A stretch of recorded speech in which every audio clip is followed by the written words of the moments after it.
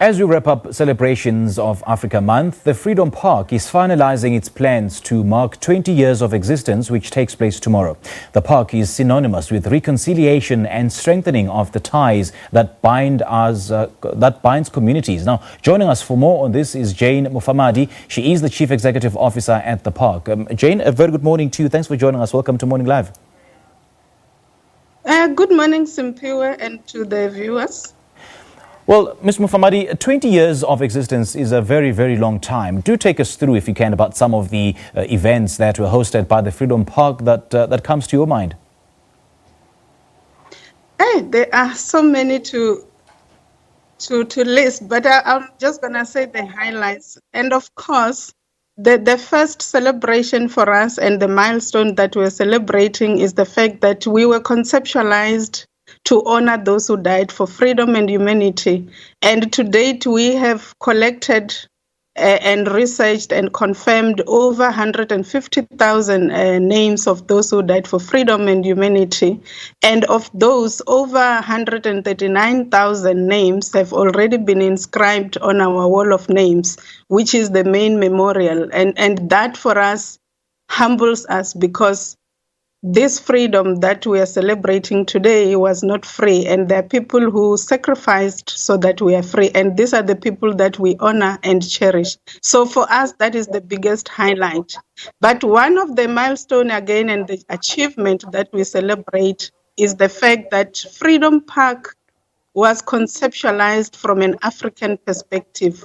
We foregrounded our own indigenous knowledge systems in terms of the design, the aesthetics, and the architecture. And in 2016, we were rated amongst the top 10 architecturally outstanding museums in the world. And that for us is an affirmation that if we rely on our own knowledge systems, we can become the best of the best in the world. Not also to mention that since inception, Freedom Park has hosted over almost 60 heads of states from across the globe. Because this, as Madiba said in 1999, it's indeed a national shrine, and it has become that center where even the world come to learn about who we are as South Africans, where we come from, and what and where do we want to go as South Africans united in our diversity. And having said that, how do we make sure that going forward we uphold the values that Freedom Park is known for and is about? I think we need to ensure that Freedom Park is integrated in our education systems so that the young generation can know who South Africans are, and they do not forget that at some point there was no human rights, there was no equality that we enjoy today, because we know that a country that does not appreciate its history and heritage will find it difficult to chart a way forward. And we have already begun working with the schools. We partner in a lot of programs, particularly with the Department of Basic Education, so that learners can come and learn about who they are in their diversity. Because Freedom Park is a place whereby, irrespective of your background, your heritage, your culture, and belief system, if you come to Freedom Park, you find yourself reflected one way or the other. Therefore, it really encourages unity and social cohesion. Well, celebrating Africa Month is different this year because of COVID-19. So how did the park keep the spirit of celebrating the significance of this month alive?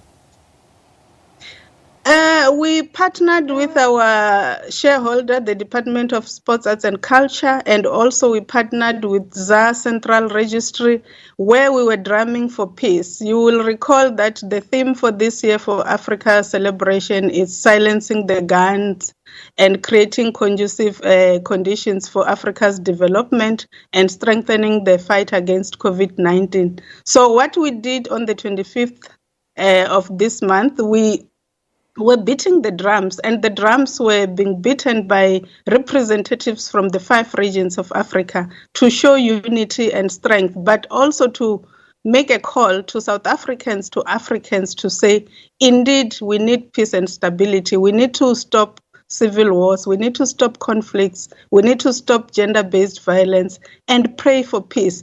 And the drum is one instrument that unites all of us as Africans in terms of its meaning.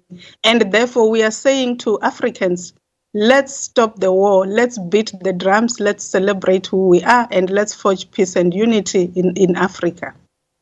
And for those who love to know more about the activities that are hosted by Freedom Park, beyond celebrating 20 years, how do you access those details? People can go to our website, and through our website, they can also engage us through social media, Facebook, and also Twitter. There are many programs that we are engaging on as we celebrate our 20 years of existence, but basically on our day-to-day activities. For example, tomorrow, it's the 1st of June. Freedom Park was officially launched on the 1st of June, and therefore we have a program starting from 11 to 12, where our minister will give us a message of support, and former President Thabo Mbeki will give a keynote address to reflect on the journey of 20 years, and also to make a further call to South Africans to say, if you know anyone whom you believe contributed to the liberation that we celebrate today, give us the name so that they can be honored as well. Because the process that we engage on is a public participation process whereby any member of the community can submit names. However, there is a criteria and there is an independent names verification committee that looks at the names and the motivations and then approves the names for inscription. And we are making calls to South Africans to say, go to our website, www.freedompark.co.za, engage us on Twitter at Freedom Park as well, or on our Facebook with the same name, and then you can give us your contribution, because Freedom Park is about South Africans and African writing their own history, telling the world who they are and where they want to go as a nation and as a continent. All right, Jane Mufamadi, thank you so much for your time, and you appreciate your thoughts and your reflections. Thank you so much.